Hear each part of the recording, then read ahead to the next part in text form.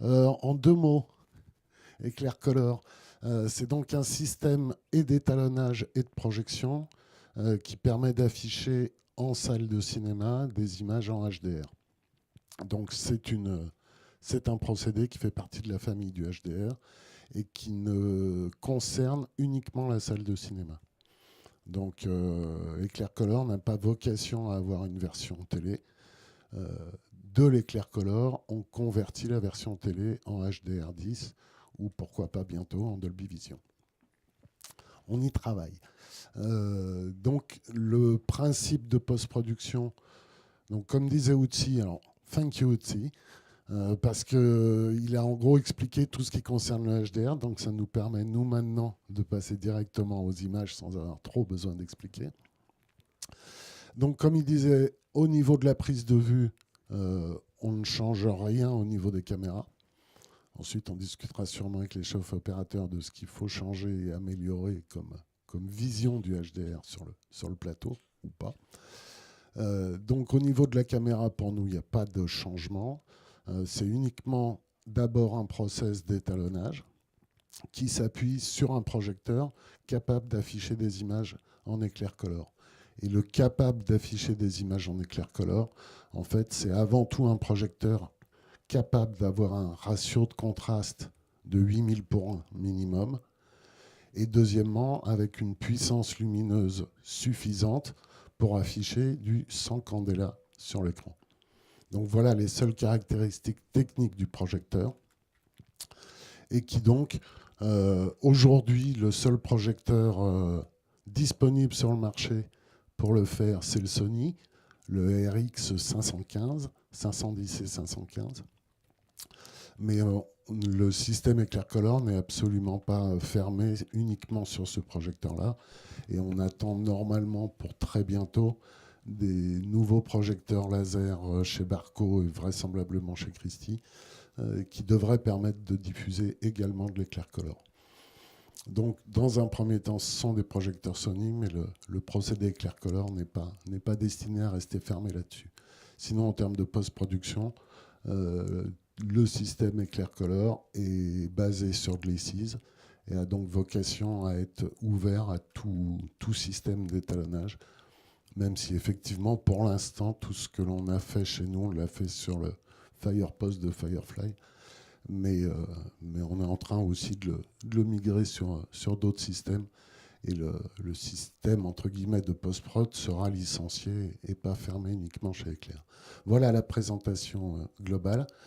Donc on va voir plusieurs choses. On a pris le parti de vous montrer très peu d'images de pure démo. En fait, même pas du tout. Ce ne sont que des extraits de long métrage. Sur la grande majorité, ce sont que des films qui sont sortis en éclair color. Et donc on a préféré vous montrer des cas de la vie réelle, de la très courte vie réelle d'Éclair, vu que ça a été lancé fin septembre l'année dernière. Donc en 6 mois de temps, quelques extraits de films qui ont été remasterisés en éclair color, puisque dans tout ce qu'on va voir, ce ne sont que des films remasterisés. Donc étalonné d'abord en SDR, et à partir du SDR, on a fait l'éclair color. On aura juste à la fin un clip de 2 plans tournés où on est reparti des rushs pour vous les montrer. Et puisque malheureusement les films faits en éclair color ne sont pas encore sortis. Donc voilà, ça sera pour la prochaine démo. On la fera avec des films étalonnés en éclair color depuis le début, ce qui est évidemment beaucoup plus puissant et plus intéressant.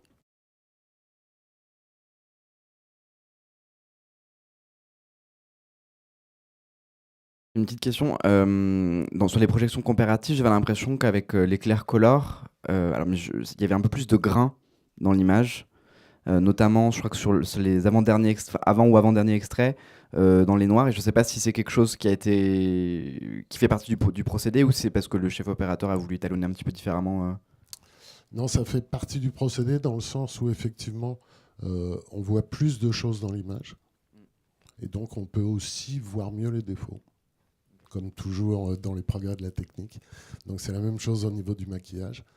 Il y a aussi qu'il y a certains films pour lesquels du grain a été rajouté en post-production. Et donc le réglage de la quantité de grain a été fait en SDR et pas en HDR. Voilà.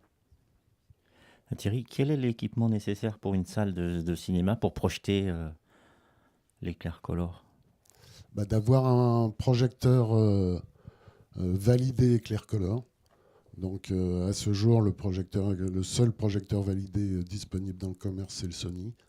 On espère fort prochainement en avoir d'autres. Donc encore une fois, ce qu'on demande au projecteur, c'est d'avoir un rapport de ratio de contraste de 8000 pour 1 et d'être capable de monter à 100 candela sur les blancs. Et l'intérêt, évidemment, sur un DLP classique, on pourrait monter la lampe à 100 candela, sauf que on va monter les blancs, mais on va monter les noirs d'autant. Donc ça n'a strictement aucun intérêt. Et c'est là qu'il nous faut plus de dynamique pour, en montant les blancs, avoir des noirs encore de meilleure qualité. Thierry, déjà bravo pour la présentation, c'est assez époustouflant.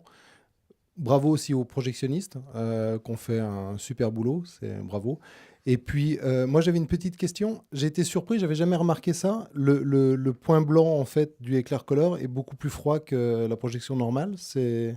Non. Non. C'est le même? C'est le même. Et D'accord. c'est hallucinant de voir à quel point les blancs qu'on voit d'habitude sont quasiment jamais blancs. Donc c'est de l'étalonnage en fait. Ça te Donc donne t'as plus de liberté à l'étalonnage qui te permet d'avoir des blancs plus Tu as froids. une séparation plus fine, tu as plus de place pour les mettre. D'accord. Et du coup, c'est beaucoup plus facile d'arriver à trouver le vrai point blanc entre le un peu plus chaud, un peu plus froid. Ok, merci. Ouais, mais ça fait partie des trucs qu'on a découvert vraiment impressionnants sur le film annonce du film qu'est en train de faire Rémi Chevrin. Ils ont fait le film annonce d'abord en standard, ensuite ils ont été le faire en Éclair Color, puis on a comparé les deux. Et quand on le voit avec le split screen, c'est hallucinant parce que c'est un film sur la neige, donc on a une référence de blanc tout le temps. Et suivant les plans, cette référence de blanc en standard, elle bascule du vert au bleu, au magenta, d'un plan à un autre. Alors que dans la version standard, quand on la regarde plein écran, ça n'a jamais gêné personne, ni Rémi, ni l'étalonneur, ni qui que ce soit. Donc c'est vraiment impressionnant de voir à quel point l'œil est vraiment subjectif.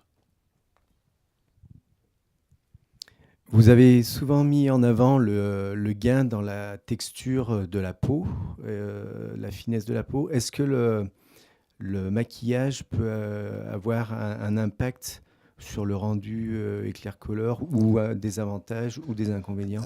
Je pense quelque part, on est dans la même situation qu'à la télé quand on est passé de la SD à la HD. C'est-à-dire que le maquillage qu'on faisait en SD ne passe pas en HD et qu'il va certainement falloir aussi au niveau du maquillage encore progresser sur la finesse de maquillage. Parce que ce qu'on disait tout à l'heure à propos du bruit ou d'autres choses, c'est qu'effectivement, on voit plus dans l'image, on la voit mieux, et du coup, on voit mieux aussi les petits défauts. Donc, ça va pousser tout le monde, et pareil au niveau des décors. Ça va pousser tout le monde vers un travail encore plus fin, encore plus précis. C'est vraiment une amélioration de la qualité globale de l'image. Donc voilà, la conférence du coup Éclair Color est terminée. Vous pouvez applaudir à Thierry. Et Quentin, merci Quentin. Et